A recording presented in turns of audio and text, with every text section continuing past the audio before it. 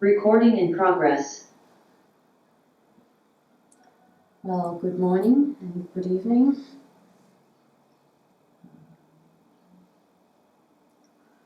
We have Alex, Griffin, Mavanwi and myself, Neti, here in the Zendo.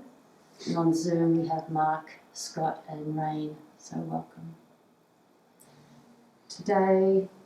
This week is the week that people traditionally in Zen all around the world go into Rohatsu Sesshin traditionally for 8 days, culminating, if possible, on the 8th of December, which is Buddha's Enlightenment Day. It often can't culminate on that day, but it usually can include that day. So I thought it would be good, as is the tradition, to read the story of Buddha's awakening under the Bodhi tree. And I'll just read a section from Reb Anderson Tenshin Roshi's book, Being Upright.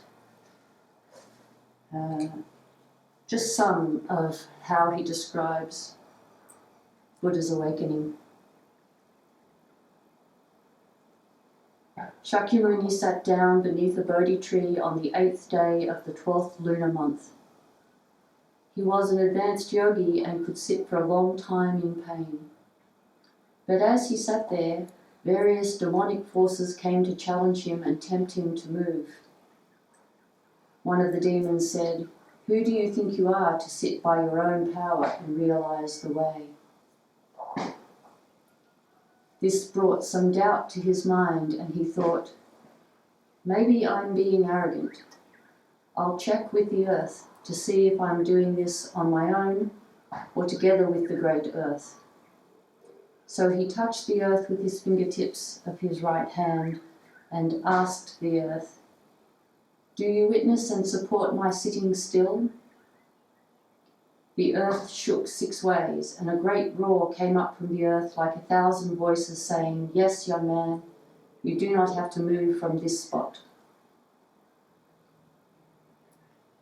Feeling the support of the whole earth to realize the way, Shakyamuni was able to remain upright. Then finally, in the middle of the night, he realized the nature of suffering, which he later expressed in the teaching known as the Four Noble Truths. This is the suffering as it has come to be. This is the origin of suffering as it has come to be. This is the cessation of suffering as it has come to be. This is the path leading to the cessation of suffering as it has come to be. As Shakyamuni meditated on the nature of suffering, his wisdom eye gradually opened. He saw that all things in the universe are deeply connected, mutually create one another, and therefore have no inherent independent existence. He later called this vision Pratya Samupada, dependent co-arising. Everything is born and dies through the complete support of all other things. We are embraced and sustained by all beings, and we embrace and sustain all beings. The future Buddha sat unmoving through the night, absorbed in this meditation on interdependence. He realized that suffering arises from the condition of not understanding the true nature of the self and its lack of independent existence. Again and again, he checked and verified this revolutionary insight until he was released from all self-clinging. Finally, seeing the morning star at dawn, he was profoundly awakened and relieved of all suffering and distress. At that moment, he said, "I, together with the great earth and all living beings, attain the way at the same time."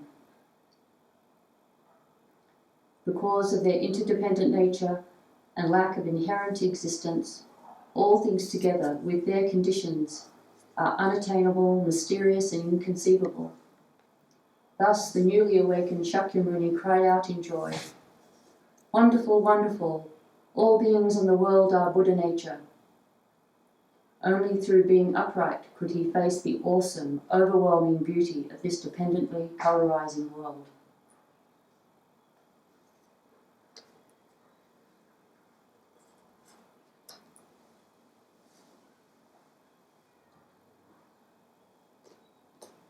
So under the Bodhi tree, Shakyamuni Buddha sat upright, aware and attentive. We can imagine that that's what he was doing, that he wasn't being distracted, that his mind was focused, being aware. Not only was he being aware of the present, but he was contemplating the past and the causes of suffering. And he was contemplating how the future, which is really the present that hasn't yet arrived, or the present that hasn't yet arisen, how the suffering now will manifest then. So he was both being very aware of the present and being contemplative of the past.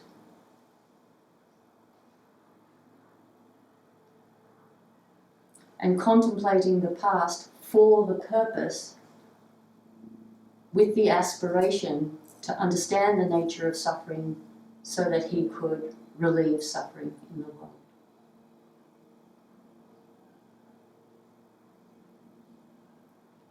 And for us to cultivate that awareness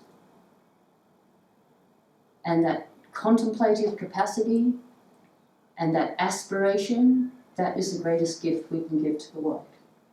Just that awareness for the purpose of relieving suffering.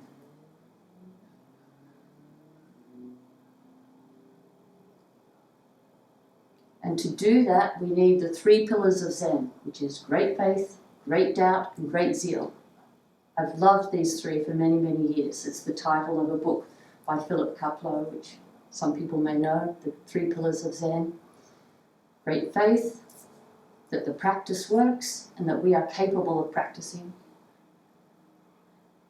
Great doubt, which is not corrosive self-doubt, it's an open, flexible, receptive mind, continually open, reflective, flexible mind. And great zeal. That's putting in the effort, putting in a sustainable effort, not putting in unsustainable effort. Putting in unsustainable effort's not going to work. So putting in sustainable effort, effortless effort through our zazen and through our cultivation of moment-to-moment awareness. So I thought it would be interesting to share a meditation practice that I learned from my teacher, Kokyo Henkul Osho, that I've been doing for a number of years now. You might like to try it sometime. So it's four parts, and you can do these 4 parts in various ways. You can do the 4 parts as a total of 2 breaths. The first part on the in-breath, the second part on the out-breath, the third part on the next in-breath, and the 4th part on the next out-breath. That's one way. Another way is across a period of meditation to sort of gradually move through the 4 parts from beginning to end in your meditation. So sort of 10 minutes or so on each part. And another way is to do a whole meditation period on each part. And you can do any mixture of those. So I'll describe the meditation that I do. It's sort of a modification of something that Kokyo taught me. And it's a meditation on awareness itself. So the first part is to breathing in, being aware of the breath in the belly. And if we just were to stay with that for 10 minutes or for a whole meditation, then obviously we would each breath be aware of the breath coming in, feeling it in the belly, and breathing out. Breathing in, feeling the breath in the tantien, just below where the navel is, where the circle of our mudra sits.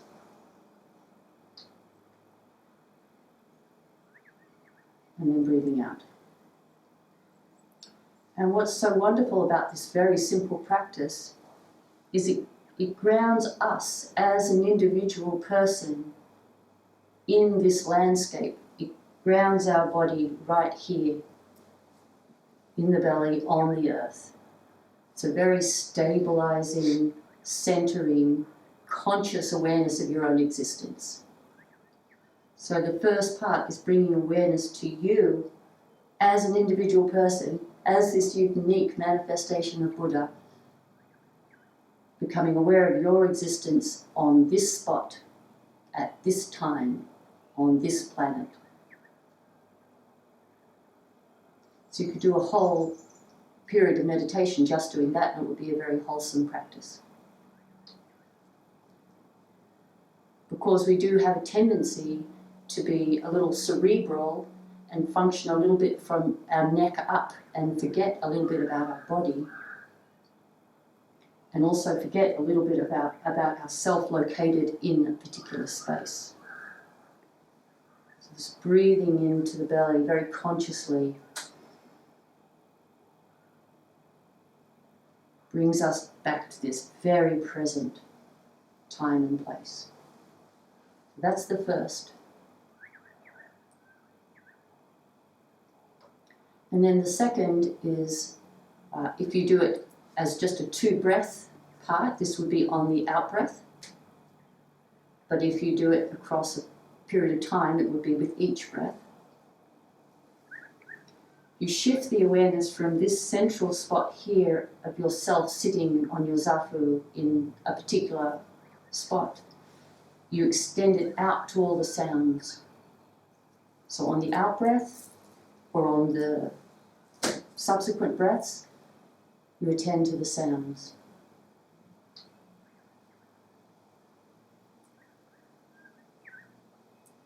And the effect of doing that is it expands our sense of ourself to be inclusive of everything that we can hear. And we know when we hear sounds that there's sounds further beyond that we can't hear. And we know that there are sounds that are too quiet for our ears that we don't hear, but they're there. And that there's sounds that are deeper or higher frequency that we can't hear. So when we listen and hear sounds, where we can cultivate this sense of hearing all the sounds of the world and of the universe. So it's expanding our sense of awareness to include everything without any boundary.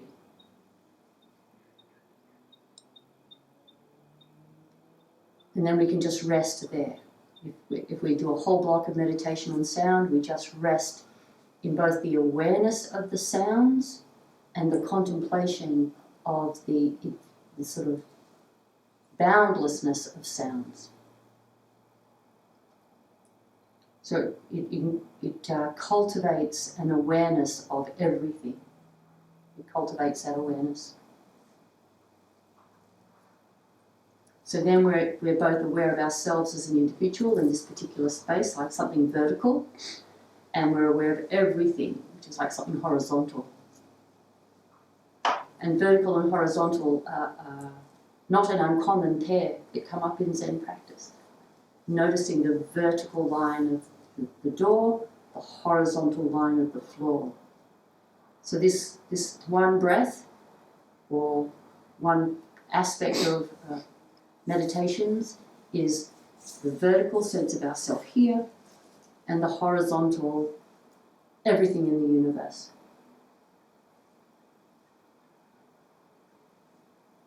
So that's the first pair. And then the third is to ask ourselves, Am I aware? We just ask that question, am I aware? I've been feeling the breath in my belly. I've been hearing the sounds of the universe. Am I aware? And of course we will answer yes. Yes, we're aware.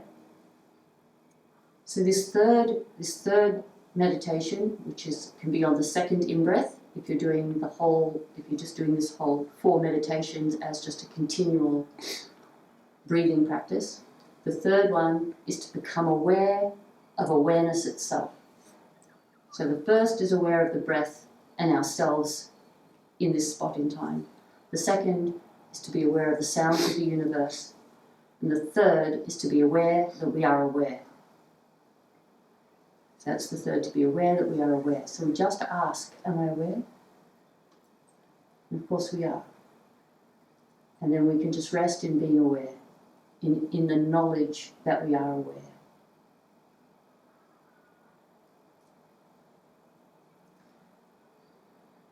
And then the fourth part is to ask, is this awareness located somewhere? And this is an interesting question that takes some spending time with.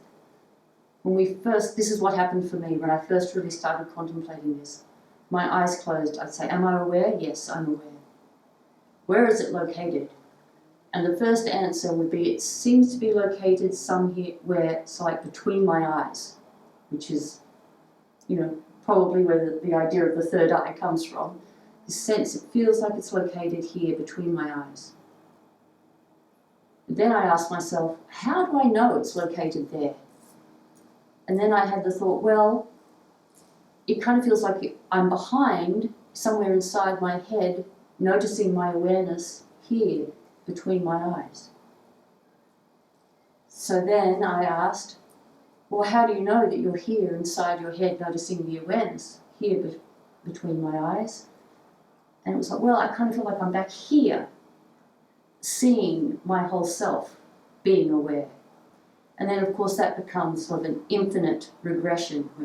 Well, if I'm back here, being aware that I'm aware, who's back there noticing that this person here is aware? And it inevitably leads, if you just sit with that contemplation for long enough, to a sense of an all-inclusive, expansive awareness that has no location.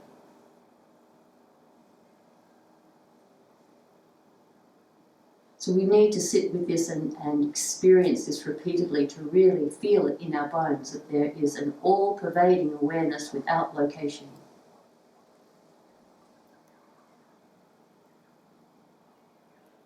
And when we get this sense that there's an all-pervading awareness without location, we start to appreciate the awareness of everything around us. So here in the Zendo, we can see out this beautiful display of trees and plants of all different kinds.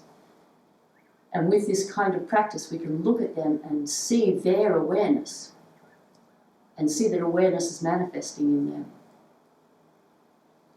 And that there's no place that there's no awareness.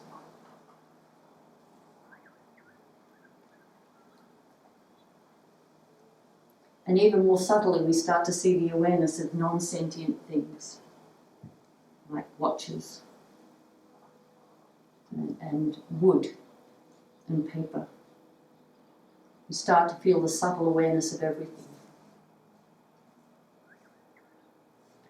So if we do this as just 2 breaths, in-breath, feeling our presence vertically in the belly on this cushion, on this earth. Out-breath, hearing the sounds expanding outward. In-breath, is there awareness? Yes, there is. Out-breath, is there a location? I can't find one. It's all inclusive. At a certain point, when we do that repeatedly, we can then, from that spot, actually just rest in objectless awareness. And just resting in objectless awareness is very rejuvenating. And we need to be rejuvenated because there's a lot of suffering in the world. And there's a lot of things that we need to be doing to relieve the suffering in the world. And if we're not able to rejuvenate ourselves by settling into the truth, the true reality, if we can't settle and rest and be embraced by reality at least once a day in our Zazen practice deeply, and then touching into it throughout the day, if we don't do that, we just burn out. And we see people burning out all the time.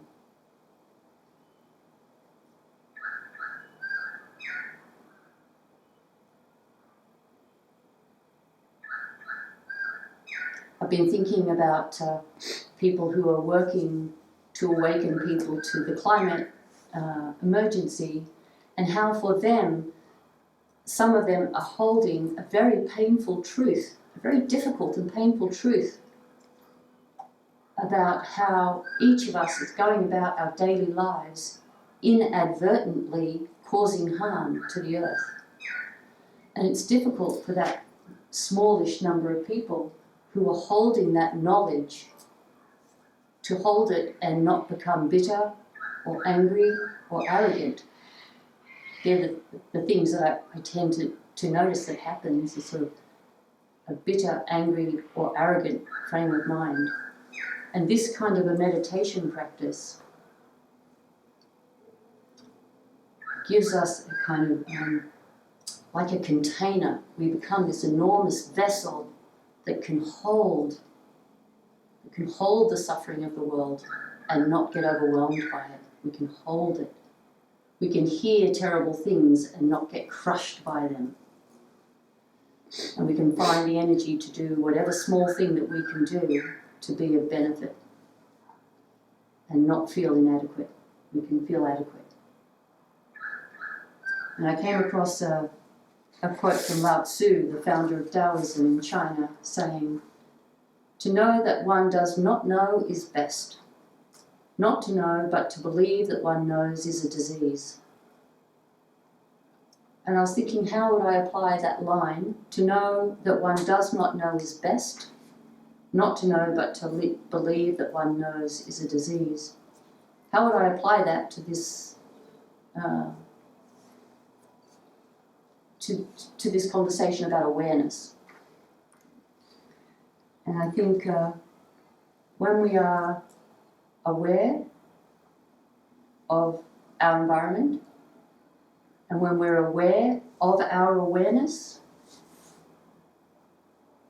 we seem to become very receptive and very open.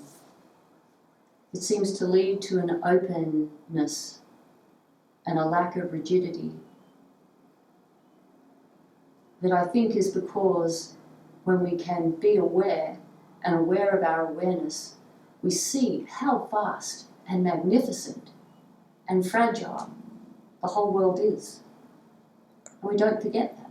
We're just seeing it moment by moment. It doesn't matter what we're doing, whether we're driving our car or doing some dishes or at the grocery store or having a shower.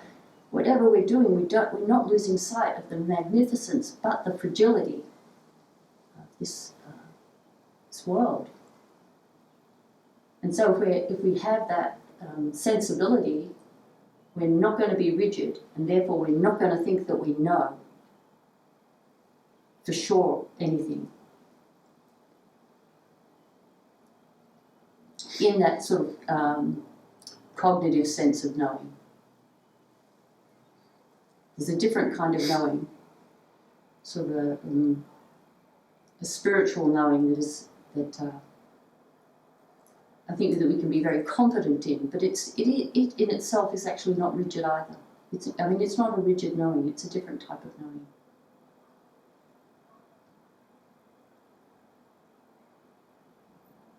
Let's see what I wrote down here.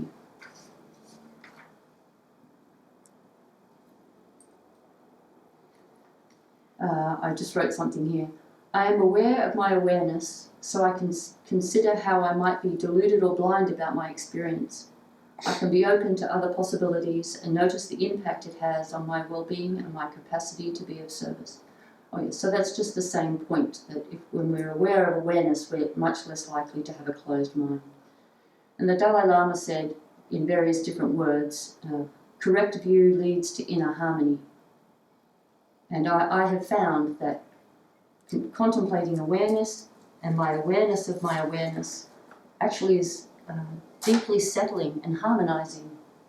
And so I have a sense that it must be a valuable practice, because my experience is that it does actually give me a deep sense of harmony that is different, of course, to superficial comfort. It's not like superficial comfort. People can be deluded and comfortable superficially. We see that all the time. But to be deeply at ease, if our practice helps us be deeply at ease, even with the knowledge of the suffering of the world, then we can be pretty sure we're on the right track. So I think I'll stop there and we can have some conversation for 10 minutes. So thank you. Any questions or comments from anyone on Zoom or in Zendo?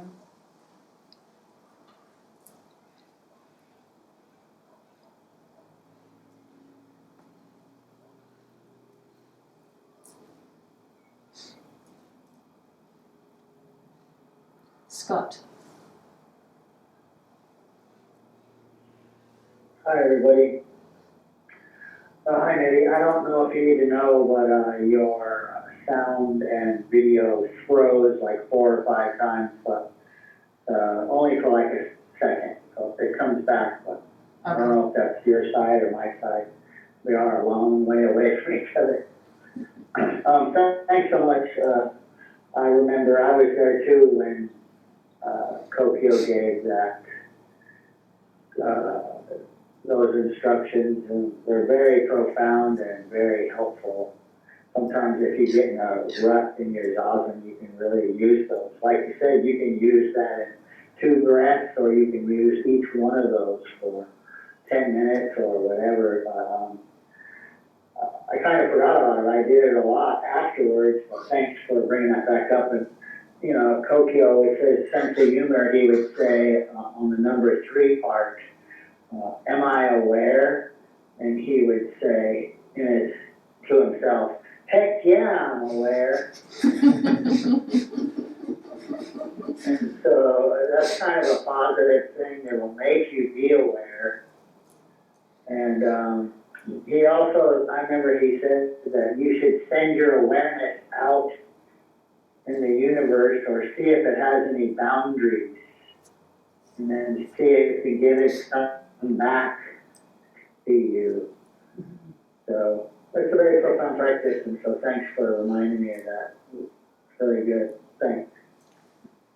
Well, I'm really glad that you remember that. I think it was a class series. Maybe he did a 4-part class series on it, I think, and then he also just gave a talk.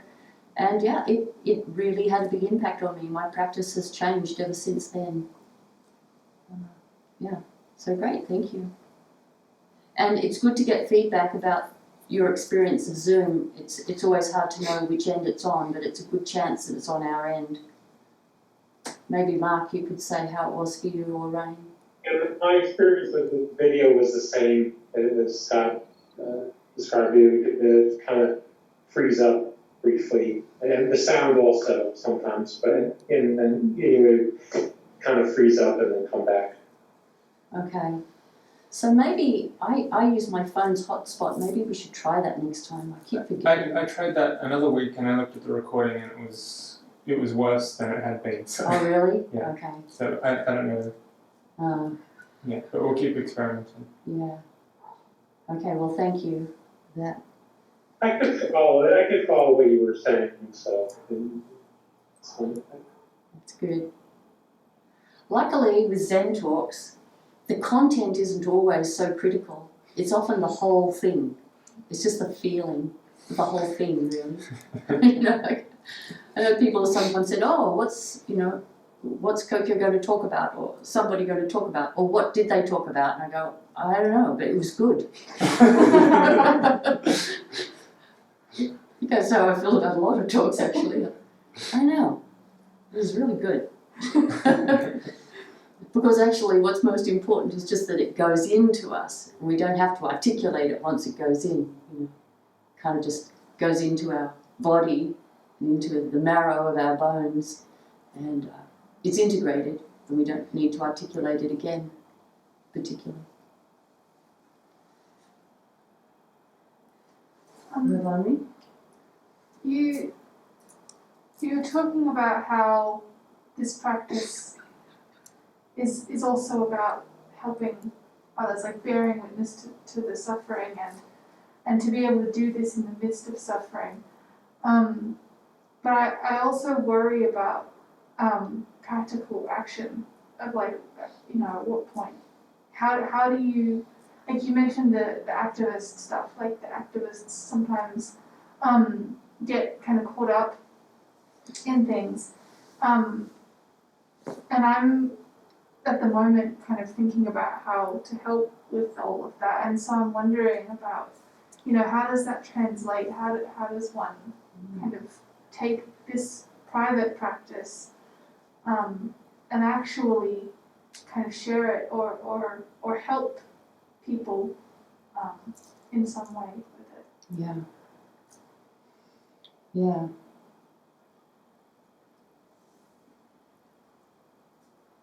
Well, I think having our own practice, and then if we're going to do activism, people see us doing whatever we're doing, like I'm doing these public meditations, and you might be doing whatever you might be doing. And I think often it's best just to do what we're doing wholeheartedly and let people become curious and say, maybe ask a question, how come you seem so kind of calm? Or how come you're so cheerful? And let people become curious. And then you can say, well, I do meditate most days, and see what happens. I think that would be one thing. And I think we can also actively offer things, like you've offered things. You've offered the meditation for the Extinction Rebellion people. And we can do that too. And just use our skills in whatever way we can.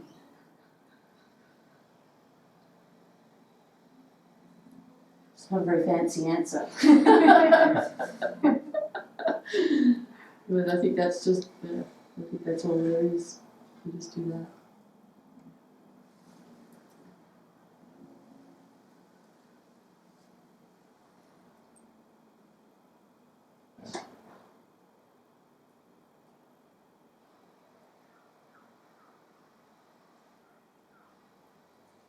All right, any last question or comment before we finish?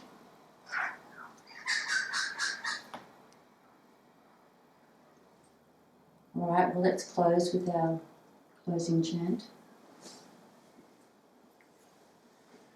Beings are numberless, I vow to save them. Delusions are inexhaustible, I vow to end them. Dharma gates are boundless, I vow to enter them. Buddha's ways unsurpassable, I vow to become it.